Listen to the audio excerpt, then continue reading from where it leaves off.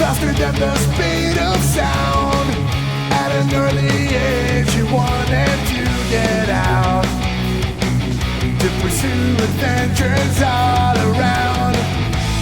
Things got tough sometimes, but it's all good, cause Tails is his best friend. He's always there for him, he's his sidekick. Through bad and good times over and over again. What to see is what to get. Just a guy that loves adventures is Sonic the Hedgehog. Hello! It's been a while. Welcome back to the IDW Sonic Rundown. Another fantastic episode by yours truly and Mr. Alberto, aka Sonic Speed, and me, Hund Hart, aka Aaron. We're back. It's been a while actually. With Fleetway under our belts, we are ready to return to IDW as there is a lot to catch up on. But I'm gonna be honest, guys. Nothing of importance happens in this episode. Positive. That's a good thing, actually. I'll be honest and say that I really enjoyed my time with all these comics. Does nothing technically happen? Sure. But the stories inside are really fun start to finish. And the first one especially. Ooh, it's been a long time coming since we've gotten this kind of content. But man, Bean the Dynamite is back, baby. For 4 fantastic issues of excellent content. Fang 30th Anniversary Special, fuck that. It's Bean Sweep, bros. It's a Bean Sweep. That's right, folks. So yes, first up on the list, we've got the Fang Miniseries. It was the first time IDW tried to do a miniseries in the classic Sonic era of the series. And then following up on that, we have the Knuckles special, which is sort of done on purpose, and you will see why timeline-wise. Yeah, also, I will say as well, I think that just in general, most of the content in this episode is just vibes. So, get cozy, get comfy. We're just going to be talking about some fun comics. Nothing too serious, nothing too groundbreaking. And you know what? It's probably what we all needed. That's all I'm going to say. That's all I'm going to say. Exactly. All right, folks. So, without any time wasted, let's start. Fang the Hunter miniseries, issue 1, written by Ian Flynn and art by Maru Fonseca. We open with Sonic, our boy, young classic Sonic, sleeping on a hammock. Unknowingly, so we think at least, he's set up by a trap by Fang, and as far as he's concerned, Sonic is as good as caught. Fang hits a whistle. One tree is pulled back to launch a boulder, launching into the second pullback tree, holding a straw cage and pulling back to crush Sonic. But Sonic wakes up just at the last second, spin dashes to pull the hammock away, and lands the dismount. Which makes Fang go to Bark and Bean, his boys, just go grab the guy. And the boys rush after Sonic, with Bean readying a bomb, saying, "I'm gonna blast ya," to which Sonic says, "Oh, you're gonna try." Already, first few pages, great vibe, great start here. Yeah, we are also not fully conveying it, but yes, the comedy is on full display. It's very much classic era-esque, and it's really nice. Yeah, I do kind of like how IDW's interpretation of classic era Sonic is just Looney Tunes shit. I mean, if there was not any... Okay, but like, let's be completely real. Sonic does take way more after Bugs Bunny than old Michael J. Mouse. It's true, folks. It's very true. Now, if they locked in and made him more like King Mickey, then maybe we can have something to talk about. Hey! Kingdom Hearts 4 isn't out for another 5 years. Never ever, never ever, never ever. Never ever, not real video game. Thanks for telling us, Nomura, that the game is in production, guys. Yeah, the clown makeup has moved from Silk Song to Kingdom Hearts 4 now. Oh, it will be on Kingdom Hearts 4 for a long time. Anyway, Bean, he spins the bombs, they're in a flurry, and they get closer to Fang's bike, which Fang tackles Bean to stop the bombing, to which says he made him lose one. But it rolls back to them. Oh, there it is. Explode, with Sonic just giving a nice clap. Very great comedic timing, no notes. Leaving him open to Bark, coming from behind and kind of bear hugging him. Oh, hi, Bark. Spin dash in place and launches Bark away. Bye, Bark. Alright, did everyone learn their lesson or do we need an act 2? Sonic asked. With Bean asks, oh, big talk for someone we knocked upside down. Which, by the way, he is physically upside down, head on the ground, and also his text bubble is upside down too. Great. Awesome. Fantastic. Great work, guys. Great work. So Sonic boasts how if Eggman hired them to take him out, tell him to stop being lazy and do it himself. But this time, Fang says they're here of their own accord, and he demands that he tell them what he knows about the 8th Chaos Emerald. And Sonic's just like, what? The 8th Chaos Emerald? The Master Emerald? No, the smaller, colorful ones. You're making this up. It's real! The fabled Chaos Emeralds, treasures from parts unknown. They hold limitless power and they're super rare. Just getting their number and colors right have been a challenge across the ages. There are 7. I know. I found them repeatedly. So you say. Yeah, it's true. Alright, so what's it supposed to look like then? Fang pulls out the notepad and according to his sources, orange, or gold, or rainbowy. That last guy said there were emeralds inside it, so I don't know. So, all of this to say is that this is kind of riffing on the fact that in the classic era, well, more so to say the colors were consistent across the Genesis games, but when you got to the spin-off games, the colors became inconsistent. Fucking Sonic the Fighters had 8 Chaos Emeralds, so this is where the idea came from. Yeah. It's pretty funny, I can't lie. What would you goofballs even do with a Chaos Emerald? Well, Bean says they plan to just sell it out front, so Bart can finally get a portable freezer, so we can travel in style and comfort. And as for Bean, he'd get a soccer ball. That's it? A premium soccer ball. And Fang would use the money to upgrade his hover bike, the Marvelous Queen, so then she'll finally have the oomph to take you down any day of the week. Sonic just says, okay man, you're just chasing after Fairy Tail, I'm good. Go away. I only got 30 of my 40 winks. As Fang angrily says he'll rub that 8th Chaos Emerald in his face before they cash it in.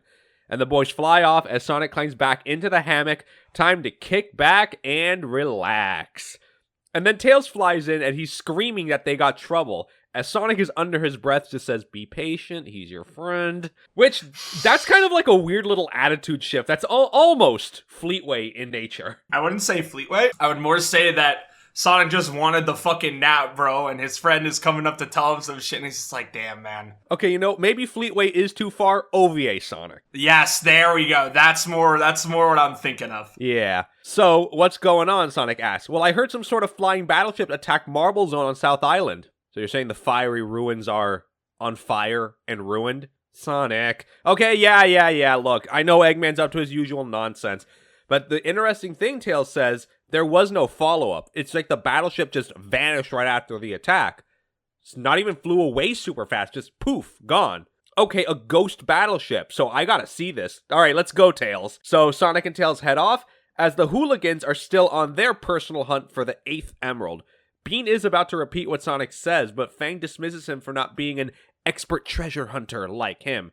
And Bark is about to add something, but Fang stops him saying, yeah, look, we went to Sonic first because he's the easiest to get to, and we thought he might know something. And then Bean asks, well, who knows more about the shinies than him?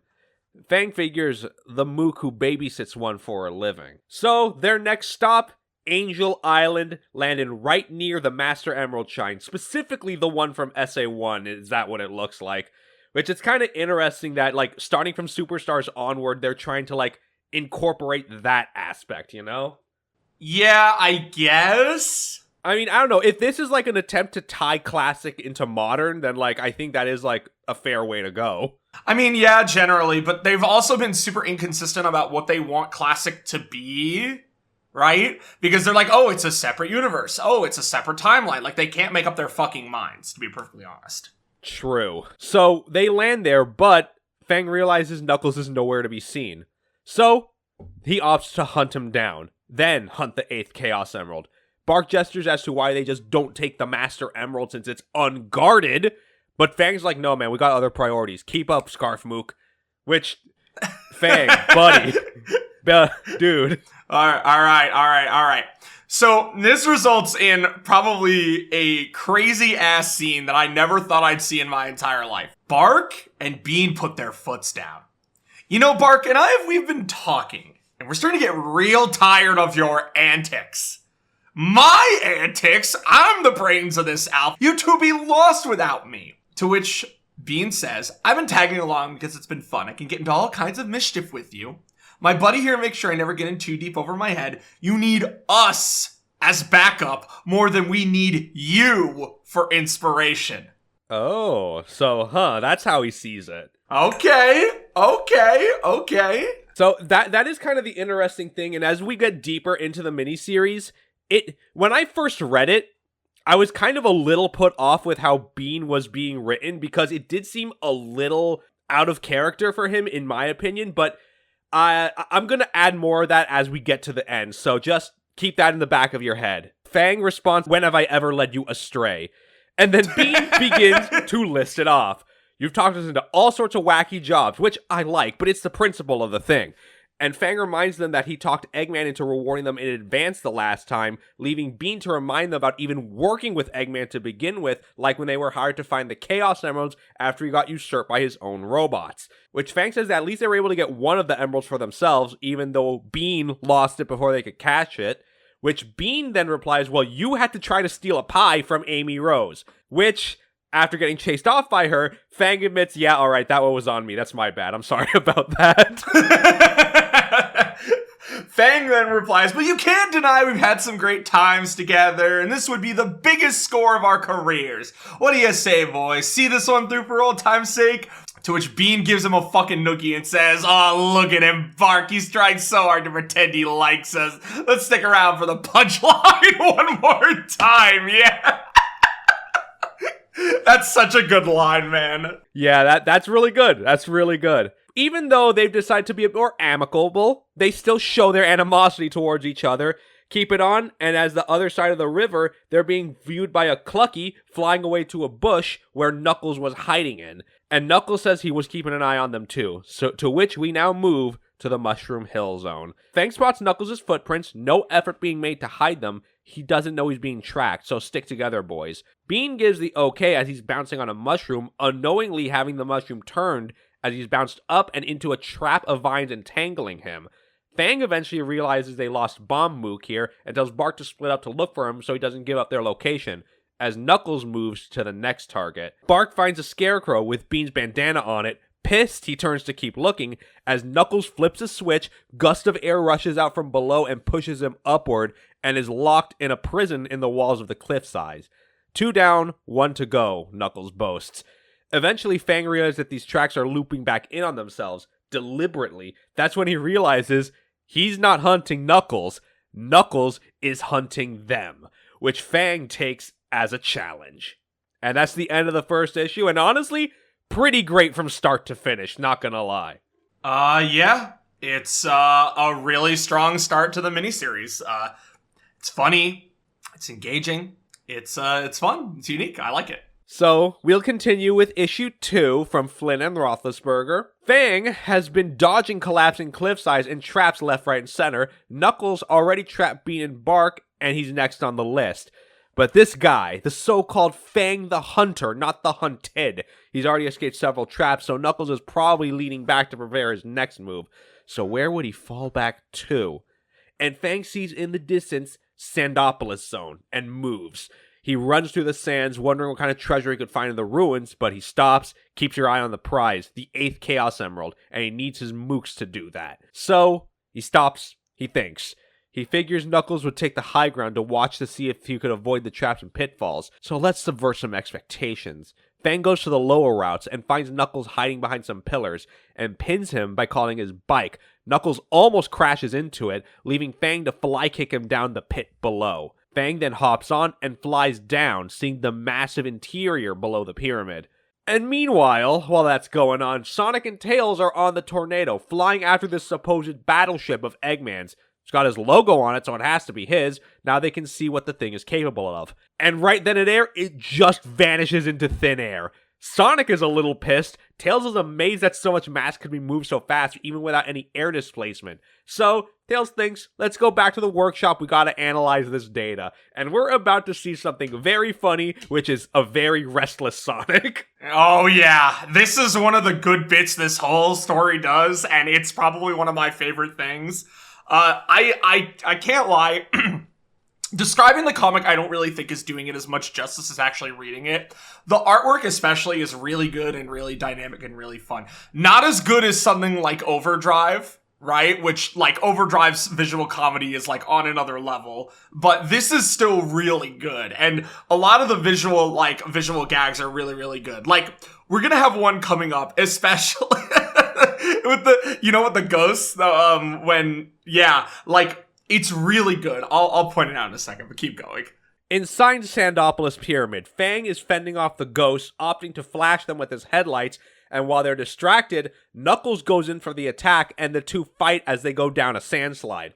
And once they get to the bottom, right where Knuckles tied up and kept Bean and Bark, Bean going, "Hooray, he found us! You useless mooks, do you know how much I've gone through to get here?"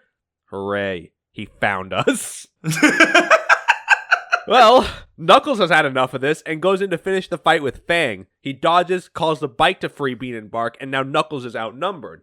But it doesn't matter, he says. I'll fight to the bitter end to protect the Master Emerald. But Fang stops and says, we don't want the Master Emerald. We're looking for the 8th Chaos Emerald. And then, this is also another great visual gag, as this keeps the tradition from Overdrive of Knuckles' thoughts being like crude crayon drawings. He's doing like the head count in his mind of like 1, 2, 3, 4, 5, 6, 7, and then he hits 8, and it's the Master Emerald with Fang running away with it. He does think Fang means the Master Emerald. That would be the 8th Emerald, but Fang's like, no, I'm talking about an 8th Chaos Emerald. The 8th Emerald is gold or maybe orange or rainbowy. And Knuckles asks the others if they know what he's talking about, but they hope that he knew something. Look, I spend all my time looking after one emerald. I'm not interested in looking after others. And I don't leave the island if I don't have to. When would I have the time to hunt after a fairy tale? Oh, you're holding out on me. You're delusional. Quit wasting my time and get off my island. So we got beat up and tied for nothing. That's neat, Bean adds. Well, the boys fly into the night, Fang angered that these so-called heroes are as ignorant as they are. Bean asks Fang, buddy, friendo, sugar wumpus, you're wasting our time. Get us a real gig or we're out of here. And Bark agrees, leading Fang to angrily make sharp maneuvers on his bike, telling the boys that the Marvelous Queen is my ride. And if you want out, this is your stop. To which Bean looks down as they are currently thousands of feet over the ocean, no land to be seen, so it's like, okay, yeah, where to next, boss man? Knuckles didn't give him a strong lead, but Fang's research does lead to an island Eggman tried to take over in the past, and they land there, which turns out to be the Neutrogic High Zone, the setting of Knuckles Chaotix, which is, that's an interesting deep cut. Yeah, I kind of expected, especially because they do like to call back to the lesser talked about classic games, but yeah, it was definitely cool to see this in the comics. Bean's a little concerned the place could blow at any second, but there's no fun in blowing up something so decrepit. But Fang says they're not leaving even if they wanted to. The Marvelous Queen needs to recharge the batteries, and she's been pushed to her limit after all that flying and fighting that meat old guardian. But once we get that 8th Emerald, we can get all the best upgrades for the bike. Maybe even plug it right into the bike itself. It's like, it'll have like infinite energy, right? But Bean and Bark are not entertained. They're again asking about what their cut is going to be. But Fang says, well, this benefits the whole of us, right? But the two are clearly not happy with that answer. Once they go deeper in, they find a control center where they can monitor the entire island. And slowly the place begins to flood. Fang tries to start looking as he's getting is static, but the flooding is getting worse and worse. Quickly, they all get onto the bike, but they have no juice, and Fang can't get the bike to go. Until a claw hand breaks through the ceiling and grabs onto the bike, pulling them out.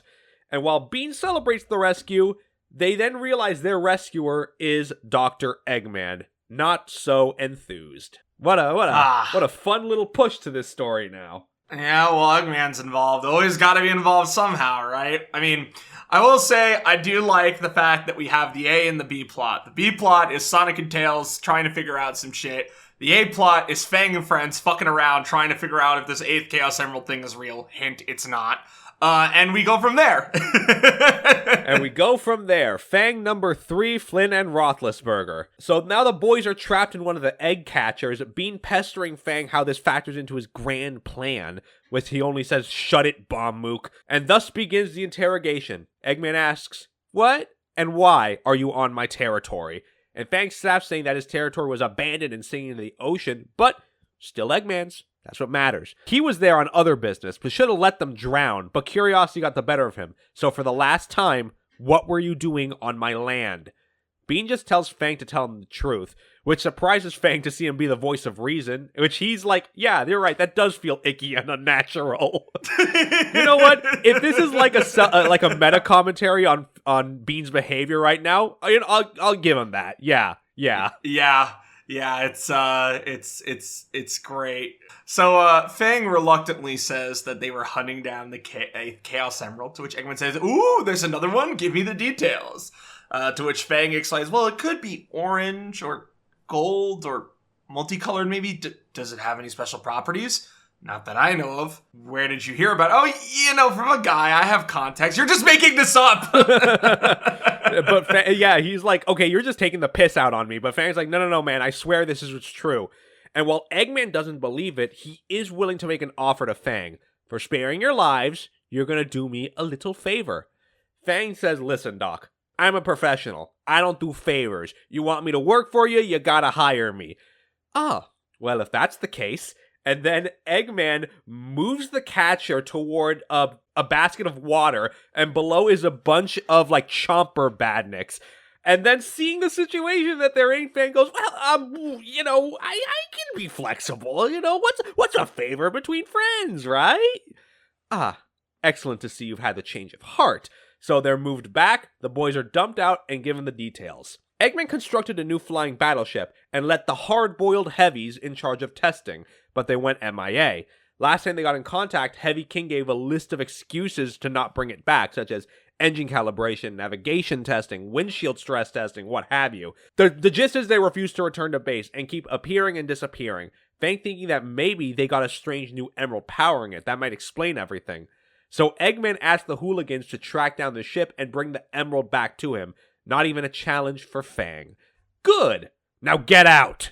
Meanwhile, in Tails' lab, we see Sonic pacing back and forth from boredom as Tails is seen working on a radar. He asks Sonic if he can't just try taking a nap again, but he's all fired up. We found a ghost ship. I want adventure. But we can't track it right now, which is why Sonic is so restless. But with this last adjustment, Tails readies the mystery ship Seeker, tracking it by setting an algorithm based on previous warp points. In Sonic terms, though, it'll search for mystery waves and tell them where to find the ship. And with that, Sonic is ready to head out. Although, unfortunately, Tails needs to install it into the tornado itself as Sonic just sort of, melts in place. We're never gonna leave! See, now that's very Bugs Bunny of him. But this is what I love about this shit. It's really, really, really great. It's fun. It's so fun, dude. It's just such good vibes, man. Unmatched, and honestly, the art really does help it since, IDW, the mainline series, has more, muted tones, at least compared to classic IDW, which has a bit more of, pastel-y color palette, very bright, colorful. It does have good vibes, absolutely. It's really, really, really good. So, in The Marvelous Queen, as Fang and Co run, Pete says, so, are we being passive-aggressive now? Sitting in the middle of nowhere, doing nothing, saying it's something? Fang then responds that Eggmoot gave me all the data points of his warship's appearance. Seemed to me the further it goes, the longer it takes to vanish again. That tells me that the Heavy Moose gotta recharge whatever it is they've got. To which Bean then says, do you get paid for every time you say mook? And the ship warps right above them, being shocked that Fang was right, and the team takes off in the Marvelous Queen. And Heavy King does detect them, but allows them to come aboard just to see what the nonsense is about. They land on deck, and Bean offers to ask the nearby Egg Robo what's going on, with Fang having to pull him back, saying the Heavies obviously went rogue. They're gonna blast us on sight. Oh good, I thought this was gonna be easy for once. Woe be upon us if we ever catch a break. A crying shame if things ever went so smoothly. Dude, what's his fucking damage, man? Dude, what is going on? Why is he like this? What's his fucking damage? Well, the hooligans rush the ship and get below deck, fighting through the badniks some of the Heavies left, right, and center, and eventually find the center, Fang feeling the power of whatever's inside, thinking it has to be this 8th Chaos Emerald. as the boys get caught by Heavy Knight, rushing them and trying to crush them with their medieval flail. Fang tells Bean, handle the ball, Bark, you handle the bot, and I'll handle the Motobug. I do want to point out two things.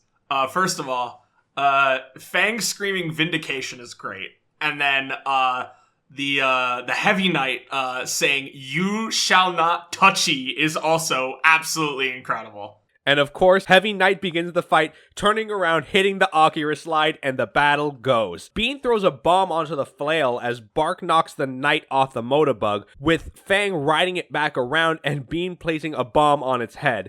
And Knight is pleading for Jimmy's life here as Bark throws the off switch, and from the container pops out the mysterious gem powering the ship. Fang has never seen this thing before, and in the words of the Heavy King, it is the Warp Topaz.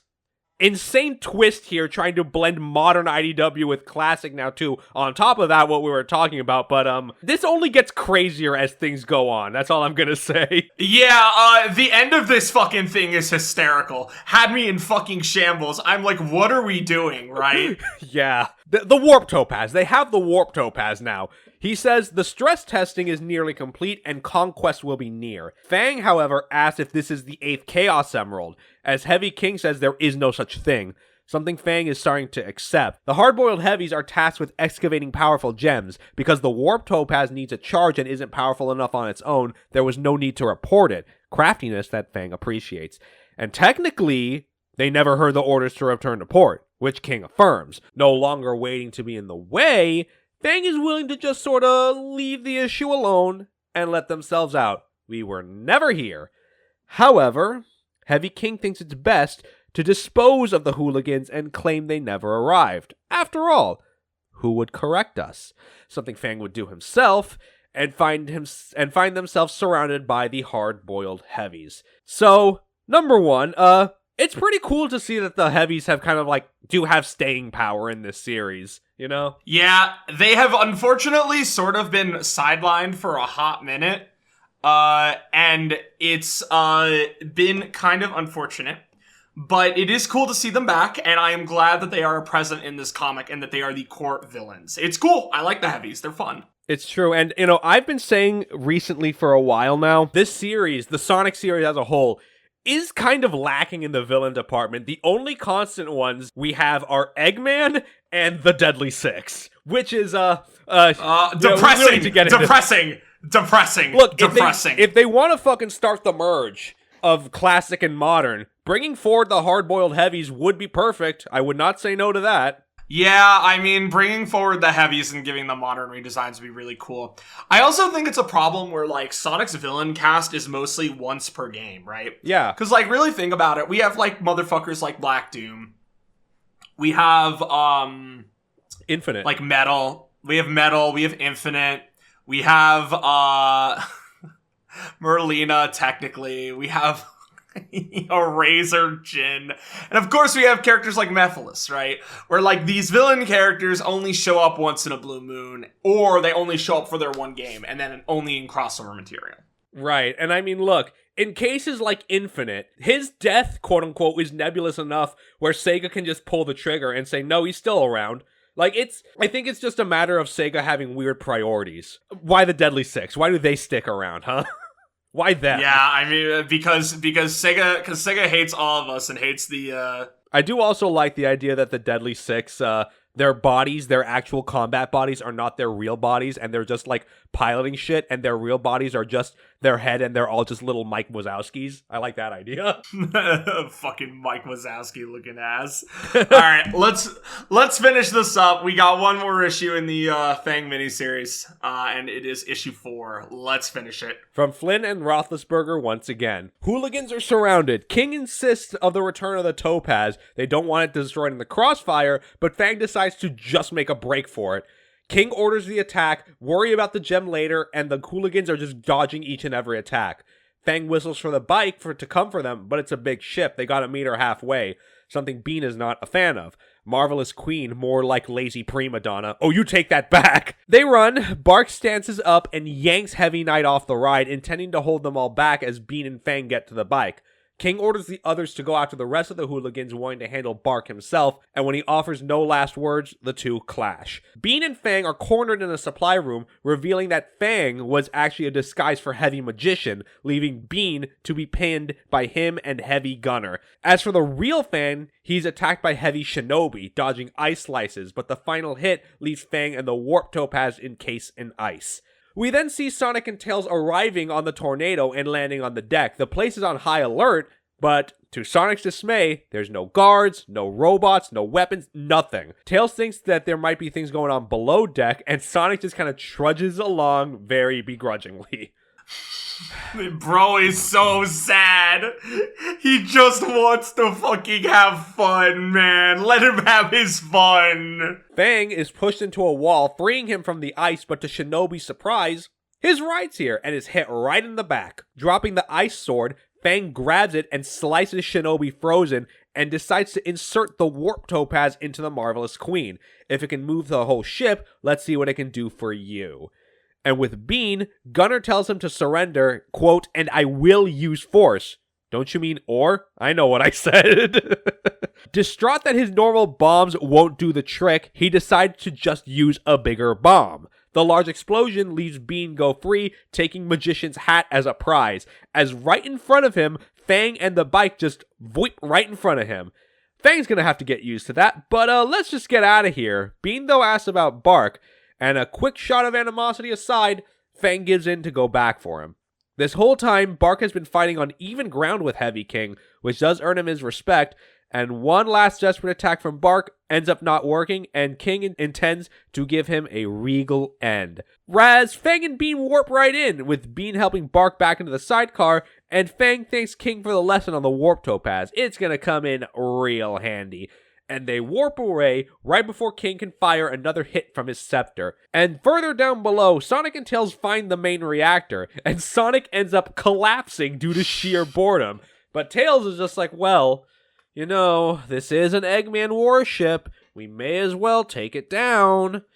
I could probably set the reactor to overload, which gives us only a few minutes to escape certain doom. And Sonic like shoots back up starry-eyed. You're the best friend a guy could ask for.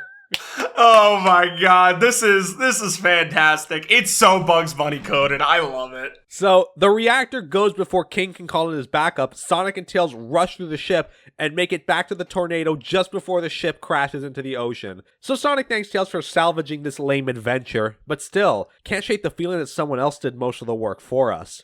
And Heavy King calls to Eggman, saying their test flight caught the attention of Sonic and Tails and they have been down, request a recovery. Something Eggman will get on as quickly as you return to base. Oh well.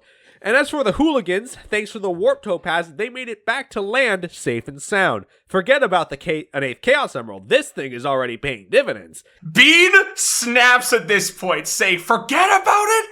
It's the hunt for that stupid thing that put us through all of this. Forget it? Forget you. I'm out of here. As Bean and Bark are fucking over it. They dip from the sidecars, detaching them and able to somehow fly them, and say, come on, buddy, let's go find something more fun anywhere else. Ooh boy.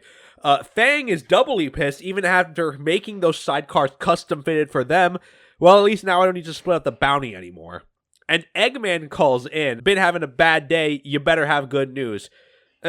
Relatively good. We found your missing battleship, the heavies went rogue, and Eggman is pissed over not having any good lackeys, something Fang can relate to. And does ask about the strange flight pattern, but he just is like, I don't know, man, I'm not a tech guy, I got no clue. As for the 8th Chaos Emerald, well, guess I was chasing a fairy tale after all. Eggman's not willing to believe him, but Fang insists there was no emerald in the ship, so we're square. I'm going to the next gig. Oh, well, since you're not busy, I could use your services again. I'm investigating a new island, and I could use an expert hunter. Well, I'm not working for free this time, so upon agreement of payment, he's down. Send the coordinates, I'll meet you there. And Fang, now powered with the Warp Topaz, heads straight on to the North Star Islands. Yeah, this was a prequel to Sonic Superstars all along. Wow. Somebody explain to me, by the way, whatever happened to the Warp Topaz in Sonic Superstars and when it was ever used. That's right, it wasn't. Yeah, I don't know. Look, from Ian's perspective, I think being told to make this a prequel to Superstars, he kind of ended up being pushed into a corner with being in Bark. He had to write them out of the story so it could naturally transition into Superstars.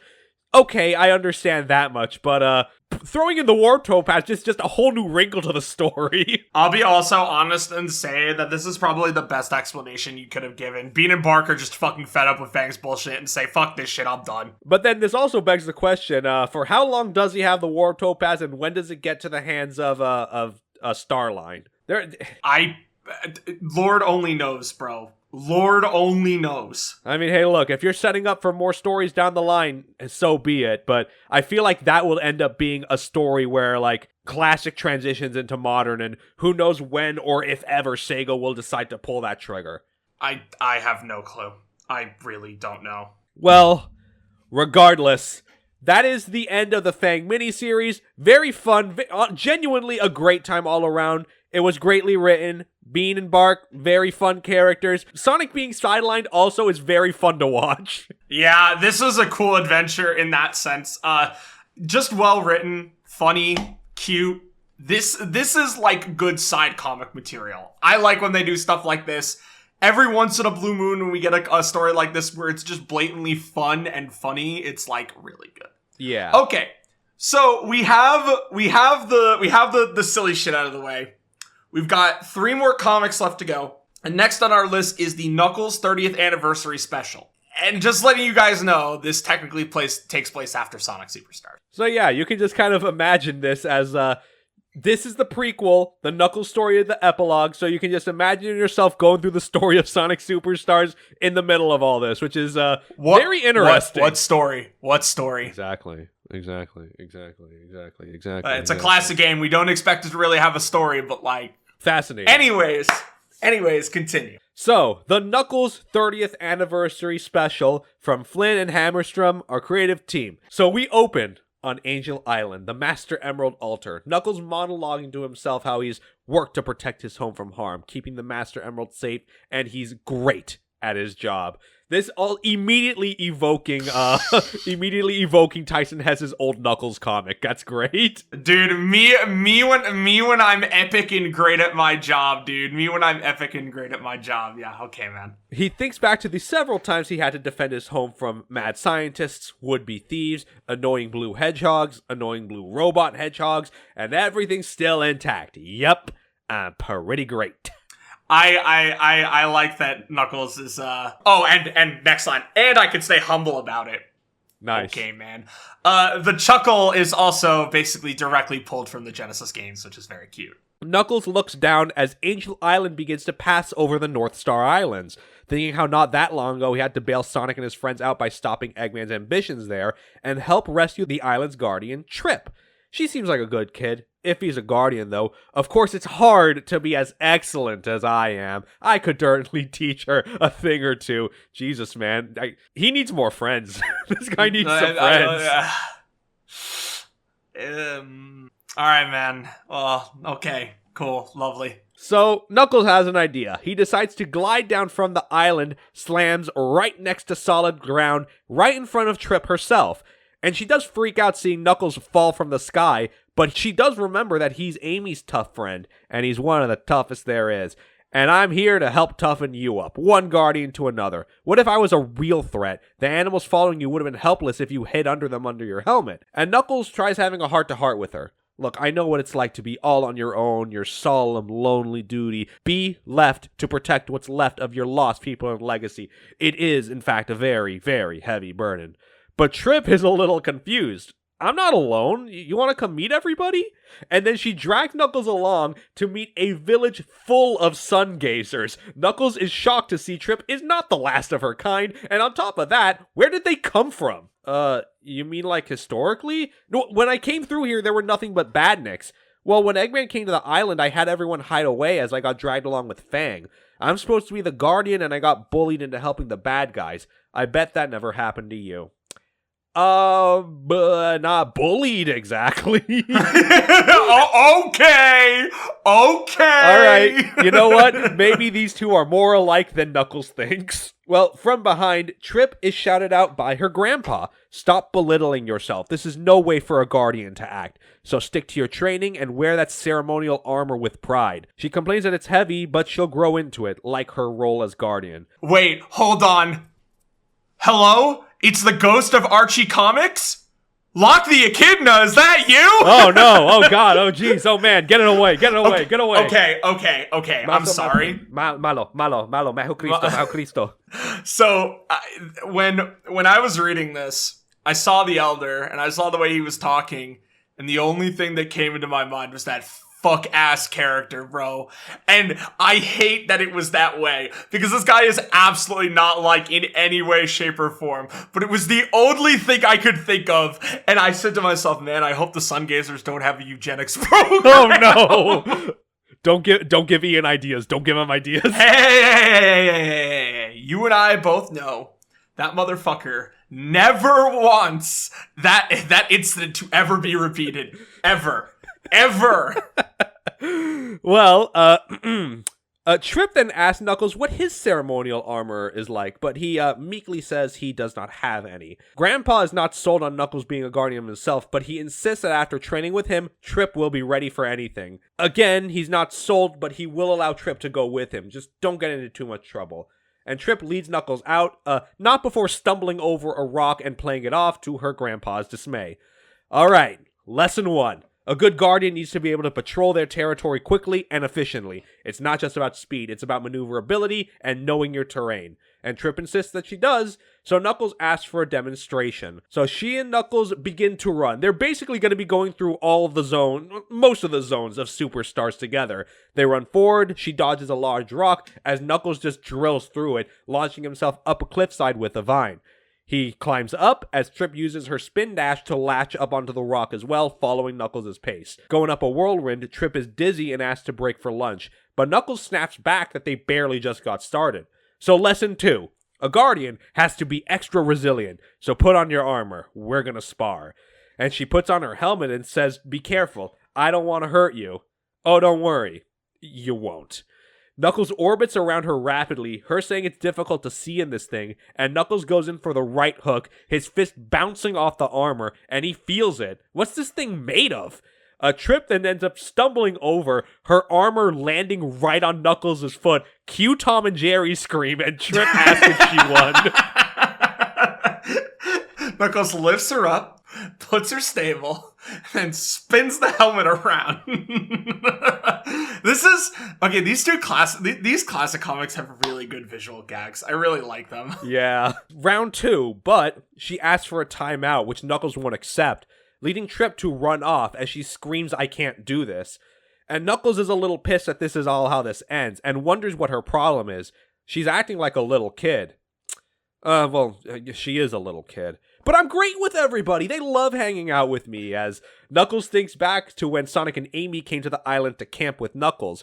But in Amy's words, all he does is yell and break stuff. And when a lightning storm hits, he yells at Tails from inside his tent, trying to hide from the lightning. Knuckles realizes he does come on strongly, but we're still friends, so how did I work through this? He then thinks the next morning of the camping trip, when Tails wakes up to see Knuckles was standing guard by his tent all through the night for his sake, and he helped Amy use her hammer more efficiently. Plant your feet firm on the ground and put your whole body into the swing, not just your arms, and she successfully breaks the rock she was bashing. See, this is what I like about Knuckles. The guy has a heart of gold at the end of the day. Yeah, he's a blockhead, but he's our blockhead, and he has a good heart. Knuckles takes that to mean he needs to be more patient. I gotta focus on the positives. I gotta be more uplifting. And then his thought bubble immediately puts a very smug Sonic looking over him, and he just swats it away like, no. I gotta do that, but I'm gonna do this my way. Yeah, this is what we're talking about. Like, just good visual comedy goes such a long way, and it's one of the best parts about these classic comics. God, it's so good. Trip is then seen wallowing as 2 of the oversized animals stay with her, Knuckles swooping down just to talk, but she freaks out and jumps behind the 2 big boys, but Knuckles just pushes them aside and talks. Trip, look, I'm sorry. And to tell you the truth, I had no one to train me. I got no idea what it means to be a good teacher. All I know is what I know. And that boils down to just punch and punch harder. So Trip just starts to understand and sits near Knuckles. So you really are all alone? Yep. For how long? As long as I can remember. All I know is I'm supposed to protect the Master Emerald. No armor, no people. I don't even have giant animals, just the regular sized ones. No giant anything? Well, some mushrooms, that's about it. Oh, well, that's something. So what does your Master Emerald do? Oh, not much, just makes Angel Island fly. And Trip is amazed to hear about a floating island, even when it's pointed out right above her. And Knuckles is like, yeah, I guess it is pretty cool. I guess I just got used to it. That's kind of an interesting, look at it from Knuckles. I mean, I guess. I mean, he's kind of just had this his whole life, so he wouldn't really know any different, right? Yeah. She's also amazed to learn Knuckles defends the island on his own, no armor or nothing. No wonder you're so strong and tough. You're amazing. And Knuckles is like, yeah, I am amazing. All right, man. Okay. So you got a good head on your shoulders. Do you guard a gemstone too? Oh yeah. In fact, it's called the Black Onyx. In fact, let me show you something. And she takes Knuckles to Golden Capital, bashing badniks along the way, and finds the mural Knuckles found when he first ran through here. The history has been lost to time, but it does show the Sungazer ancestors protecting the Black Onyx and using the Chaos Emeralds to perform incredible feats. Knuckles sees that someone is wearing something that looks like Trip's armor, and says it's the one and the same. It's been around for a long time. She does struggle, though, she admits. I'm not sure I'll ever measure up to the past Guardians, but Knuckles says past Guardians must have felt like you are now. You still got time to learn and to grow. Even if Knuckles is starting to sound like Grandpa, he does affirm her abilities. You got a hit on me without even trying. You're a great Guardian and you're only going to get better. And Trip is moved to tears, hugs Knuckles tightly, and thanks him for his advice, even if he's still got things to learn himself. So Knuckles breaks the hug. Enough training, I gotta go back to the island. Trip waves him goodbye as Knuckles starts to leave and realizes, wait, I don't know how to get back. Trip thinks Eggman must still have some junk laying around, so maybe something can bring you back up. And Knuckles gives her props for learning Lesson 3 on your own. Think on your feet. You'll never know when you'll come across an unfamiliar challenge. You aced it. So Knuckles takes off on a stray Eggmobile, thinking how he set off to train the next generation of Guardians. Turns out he didn't have much to teach. But he knew Trip has what it takes, and I'm an excellent judge of character after all. A great Guardian, a great mentor, and humble. I gotta admit, it's good to be me. All right, motherfucker. All right. Anyways, that's the Knuckles 30th anniversary special. It's really fun. It's not a super deep story, but it is cool exploring Knuckles and Trip's dynamic and the relationship they share as Guardians. It was really fun. I really liked it. It was a good time. Yeah. Big 2 thumbs up for me. Good comic. Yeah, it's almost as if it's, older Knuckles comics, but good. Hey, man. Let's not go there. Hey, you started it. You started it. I did start it, okay? Look, don't worry.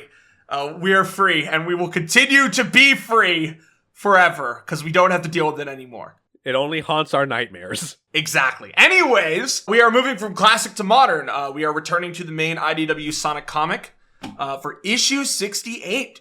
Like I said, all stories are side stories this time around, so this is not necessarily a very important story, but it is fun. Let's, for a minute, ignore what's been going on in the comic as of now. We're going to treat this as a standalone story. Next time, we'll do a proper recap. I think that's probably the best way we can handle it, right? Right. And I will say for this comic, as far as this individual comic goes, while on its own, it doesn't do much, it actually inadvertently sets up the next 2 arcs of IDW. So, yeah.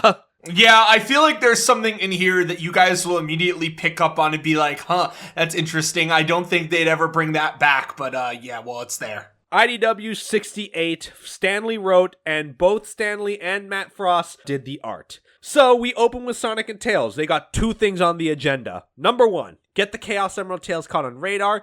And number 2, test out Tails' new extreme gear and see if it's as good as he says it is. First one to find the emerald wins. Sonic's on foot, Tails gets a flying start, they're off. And as they go through the canyon, Tails sees on his tablet that his Yellowtail Turbo is exceeding expectations, and upon overtaking Sonic, he might be able to win. Sonic locks in, boosts forward, but Tails hears rumbling, and right under Sonic's feet, the ground gives out and he drops into the ravine. Acting fast, Tails dives down and catches Sonic, but overcooks the engine on the gear and it burns out, and ends up getting hit on the side of the head by a stray boulder. Sonic catches Tails, tries to get some traction to run up the cliffside, but he slips and the two fall deeper underground into an abandoned mine shaft. The two end up looking around. Tablet is intact, and with the light, Tails sees that the emerald signal is stronger down here, so hey, lucky us. But as we go through, Tails sees some pickaxes and hammers just left scattered around, thinking whoever was here last, left in a hurry. Looking further down, Sonic sees some light down the mine, thinking they found the way out. But as they get nearer, they find actually an underground lake giving off bioluminescent light. In here, the emerald's readings are kind of going sicko mode, so the boys split up to look for it. And as Sonic gives a quick look, he passes some small lizards and sees a warm glow under some leaves. And some digging later, he finds the yellow Chaos Emerald. Pretty cool place for a pretty cool find, Sonic thinks, and looks around for Tails, but behind his back, he's met with a giant lizard with some scales giving off its own bioluminescence. Caught Sonic a little off guard, pins him to the ground, and he screams for Tails to help him. Sonic kicks his way out as Tails makes out that this is a giant salamander, on top of seeing how it moves so carefully compared to Sonic keeping distance. Tails keeps himself in the air as he makes quick repairs to his gear, Sonic making loops around the roots that overgrew, and is intercepted and thrown off. Just before the salamander tries to take a chomp off Sonic's back, Tails finishes and throws the gear toward him, telling him to hop on. Sonic lands safe on the ground, and Tails noticed that the salamander was so angered because Sonic was disturbing the environment, but doesn't care about him as he was flying. So Sonic's off the ground, the salamander plops down, and finally Sonic can catch a breath. Seeing as this guy is the place's protector, Sonic goes down to him and says, "Hey listen, if you have an issue with me taking the Chaos Emerald, it's yours, but there are a lot of people looking for these things, so you're gonna end up being disturbed again. If you let us take it though, it's gonna be okay, I promise." And the salamander seemingly understands, and upon being asked to show the way out, it rolls a boulder over and reveals a path for them to follow. And they follow the way out to above ground, Sonic kicking the path open and brushing the dirt to close the way behind them. They follow the way, and Tails is a little upset that they closed off such a unique ecosystem, but Sonic says that the salamander helped them because it wanted to keep its home safe. The least we can do is return the favor. So Tails is a little bummed out, but Sonic compares the salamander to how Knuckles acts. Tails laughs, and Sonic leads the way to go home, even if Sonic is kind of just a little hungry in the end. So yeah, quick little fun story. Does set up IDW moving forward, but do you think this is where Gerald got the bio-lizard? Bro, that is okay. You know what? I'm calling it. Alberto, we gotta start killing you, bro. That's a Michael Jordan Space Jam level reach. I'm just asking questions, man. What am I? Look, you're gonna put me in the electric chair like Peter Griffin for asking questions? Yeah, dude. Yeah, I am. Cute comic. Nothing really to say. Just a nice little adventure between Sonic and Tails. But we will save the recap proper for next time, because we do have to recap everything that's gone on in IDW, because there is a lot and it has been a while and we want to catch everyone up. But our final comic today is Spring Broken. It is a one-off comic meant for spring, and it's cute. That's all I could say. It's cute. It's harmless for the most part. Oh yeah. So Spring Broken, written by Josh Trujillo and Thomas doing the art. So, Sonic and Tails choose to spend the day at the annual Spring Festival. Tails wanted to try a game or hit up the roller coaster. Sonic wants to eat, but maybe the best thing to do would be to eat chili dogs after the roller coaster. And they see Big pass by. Sonic comments how it seems everybody is here today. Tails stuffing his face with cotton candy and says today is actually the biggest day of the festival, the annual Flower Frolic competition. And out comes Amy, saying this competition is the most high-stakes competition in gardening. Last year, a gorgeous sunflower won with a cute petals. We take this competition very seriously. And in comes Silver with a flower he grew, not interested in the prize per se, but just wants to be recognized for his efforts. And compared to the competition, like Rough and Tumble, Silver has a pretty good chance of winning. While Sonic sarcastically says Amy has tough competition, she's not actually competing. She and Knight are the judges this year, and he's broadcasting the competition over his KTBR radio station. Following through are Jewel and Espio entering on their own accord. Jewel is here because she specifically wants the prize, a large unearthed crystal mine, a perfect addition to her mineral museum. And with the contestants signed up, Knight and Amy go live and start the competition. So they are both looking to give praise to Espio and Jewel's plants. They kind of disparage Rough and Tumbles to whatever odor that they are giving off. And finally, they took a look at Silver's flower, something he's been working on all year, and the flower was set on fire. Everyone in crowd wondering how that happened as Silver grabs a fire extinguisher with his powers and douses it. He's a little bummed as Sonic tries to give reassurance. As he and Tails think how odd this whole thing is, the thing is turned into a real mystery as Vector cuts in. The Chaotix are on the case, minus Charmy and Espio. He's a suspect. Okay, man. Okay. Okay, but Sonic, Tails, and Vector team up though. That's pretty rare. I'm glad to see it. Man, it's rare, but it's always welcome. Plus, Vector adds, maybe if I solve the case, I can cut a quick radio ad for the Chaotix. So, Sonic and Tails are in to help, and together we can solve the case by dinner time. Tails and Vector scour the scene for clues and interrogate the suspects. Espio insists he only plays fair. Ruff says he got nothing to do with it, and Sonic asks why he's being interrogated, while Don says he did have a book of matches in his toolbox, but they just disappeared. As for Silver himself, he ends up having a telltale heart moment and confesses on the spot he set his own flower on fire. And that's because his flower died right there when he got it. And thinking that it was infected, he didn't want to risk anyone else's flowers, so I took care of it right away so nobody else's got hurt. A little exasperated, Vector wants to close the case and call it a day, but Tails thinks something's a little fishy. How could a flower just up and die? Well, Vector suspects that maybe the soil wasn't soil at all. Maybe it was herbicide. Silver did say that someone did add fresh soil to the pot, and I just thought it was regular dirt, so I didn't think of anything of it. Who could it be, though? Notice the trail of herbicide to a bag shuffling away. Sonic taps himself in to chase after it, and Vector and Tails follow. But the suspect disappeared into the carnival crowd, and it could be anybody at this point. Okay, maybe not this kid here, but anybody else. Vector and Tails are ready to go in and give it their all. Vector ends up running into a stray ice cream cone having landed on his head. Says he was looking for Froggy, but someone pushed their way through the festival and knocked over everything in their way. At least I got this ice cream, though. They damaged the carousel, crashed into the dunk tank, and knocked over everyone's snacks. Wish Froggy was here to eat this ice cream with me. Sad. Damn, big always thinking about the homies. What a good guy. If Tails brought his tablet, he could have picked up for more clues. And even if we catch the culprit, the festival will still be in bad shape. But Sonic assures that we can take care of it, Vector adding they just need to be smart about it, and the three split up, divide and conquer. Sonic helps the janitor sweep up the grounds, Tails repairs the carousel, and Vector uses his gum to seal up cracks in the dunk tank. And Sonic overhears someone say there they are, and decides to just chase after them, but is stopped by a little kid asking for a new balloon after hers popped. Tails flies over to move faster and sees their culprit is Charmy, and Vector is shocked to see that Charmy was the one behind on this. This isn't like you at all.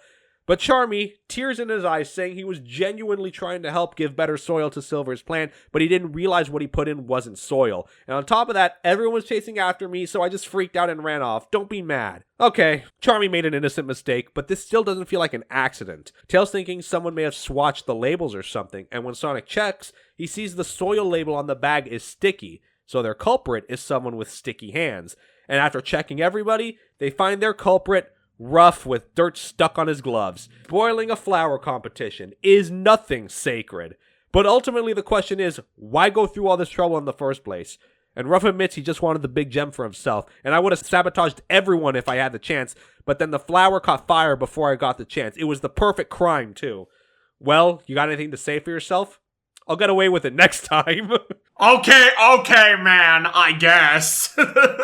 Vector's exasperated as Ruff tries to sneak away, leaving Sonic to intercept him. Amy and Knight, though, wonder what they could do to punish Ruff, and she ends up having an idea. Ruff will take one dunk in the dunk tank, and they let Silver take a free shot, using his power to directly hit the target.